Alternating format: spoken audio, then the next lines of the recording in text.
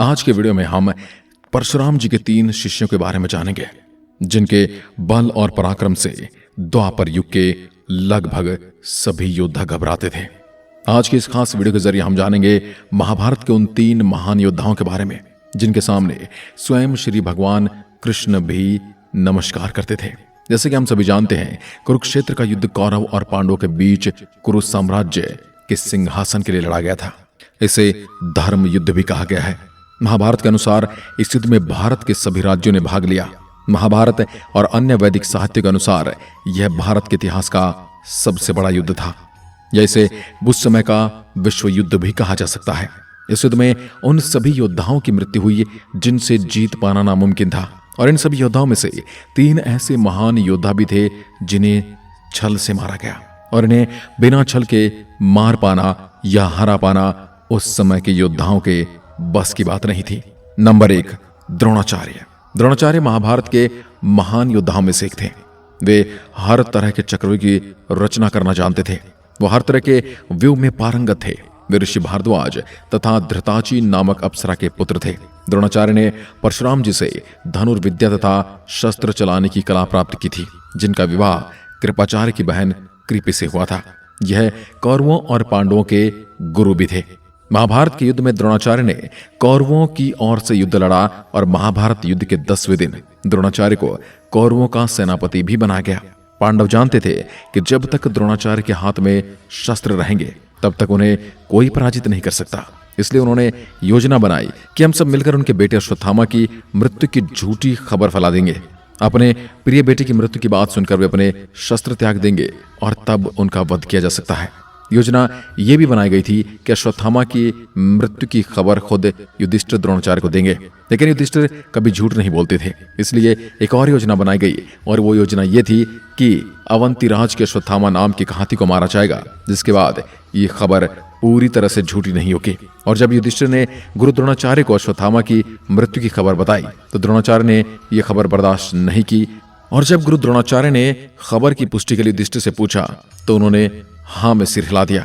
उन्होंने अपने शस्त्र त्याग दिए, और इस मौके का फायदा उठाते हुए धृष्टद्युम्न ने गुरु द्रोणाचार्य के सर पर तलवार से वार कर दिया और गुरु द्रोणाचार्य की मृत्यु हो गई।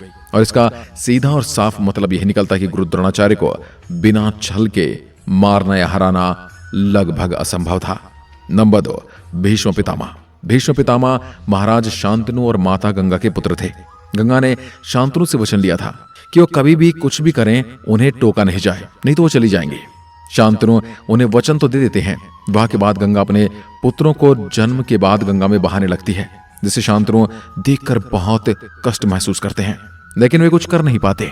इस तरह गंगा अपने 7 पुत्रों को गंगा में बहा देती है। जब 8वें पुत्र का जन्म होता है तब शांतनु से रहा नहीं जाता है और वे गंगा को टोक देते हैं।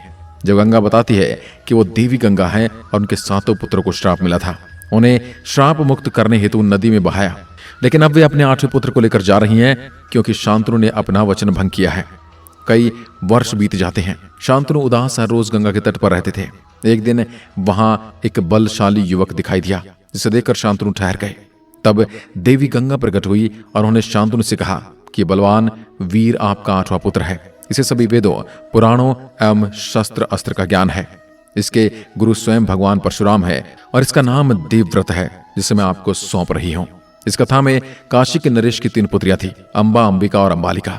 राजा ने तीनों पुत्रियों के लिए स्वयंवर आयोजित किया था। इस स्वयंवर में भीष्म बिना बुलाए पहुंच गए थे और तीनों राजकुमारियों का बलपूर्वक हरण करके हस्तिनापुर ले आए थे।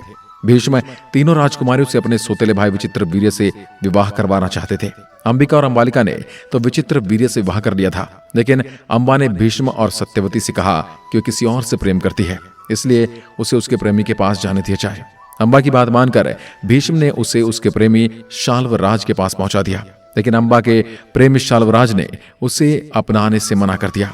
वहां से अंबा एक बार फिर हस्तिनापुर पहुंच गई। वहां भी विचित्र वीर ने उसे अपनाने से इनकार कर दिया। इसके बाद अंबा ने भीष्म से विवाह करने को कहा, पर भीष्म ने कहा कि मैंने आजीवन ब्रह्मचारी रहने की प्रतिज्ञा की है, मैं विवाह नहीं कर सकता। इस तरह हर तरफ से निराश होकर अंबा हस्तिनापुर से निकलकर परशुराम के पास पहुंची। अंबा ने परशुराम को पूरी बात बताई और भीष्म से बदला लेने का आग्रह किया।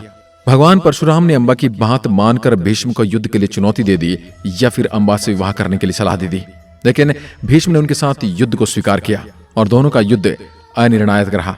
यहां भी अम्बा को निराशा मिली। इसके बाद अम्बा ने भगवान शिव को प्रसन्न करने के लिए तपस्या की।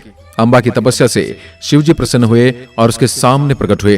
तब अम्बा ने शिवजी से कहा कि मुझे वर दीजिए कि मेरी वजह से ही भीष्म की मृत्यु हो। शिवजी ने कहा कि ऐसा तुम्हारे इस जन्म में नहीं हो पाएगा, इसके लिए तुम्हें दूसरा जन्म लेना होगा। और ऐसा कहकर शिवजी अंतर्ध्यान हो गए। अगले जन्म में अम्बा शिखंडी के रूप में राजा द्रुपद के यहाँ जन्मी। राजा ने राजकुमारी का पालन पुरुष की तरह ही किया था। ये एक यक्ष से वर पाने के बाद शिखंडी पुरुष बन गई थी। युद्ध के 10वें दिन अर्जुन ने शिखंडी को ढाल बनाकर भीष्म पर तीरों की वर्षा कर दी।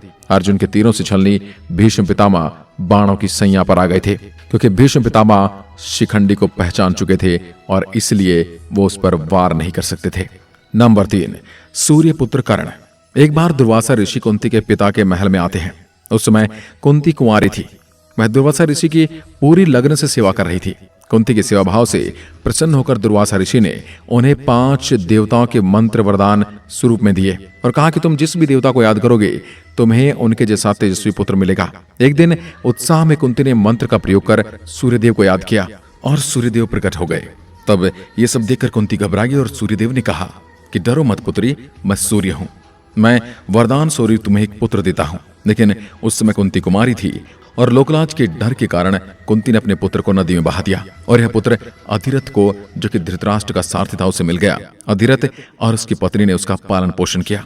पौराणिक कथाओं के अनुसार कर्ण शास्त्र का ज्ञान लेने के लिए भगवान परशुराम के पास गए थे। परशुराम ब्राह्मणों को शास्त्र की शिक्षा दिया करते थे, इसलिए कर्ण ने ब्राह्मण का वेश धारण किया और परशुराम से झूठ कहा कि वह ब्राह्मण है। परशुराम ने कर्ण पर विश्वास कर लिया और उसे अपना शिष्य बना लिया। एक बार भगवान परशुराम और कर्ण जंगल में अभ्यास कर रहे थे।